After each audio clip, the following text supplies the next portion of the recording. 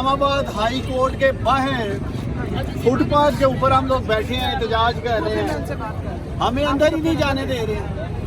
4 سے 5 لوگ صرف آج اندر جا سکے ہیں۔ اور میں یہ سوال اٹھاتا ہوں کہ یہ ہماری قابل احترام خواتین یہ کیا دہشت گرد ہے؟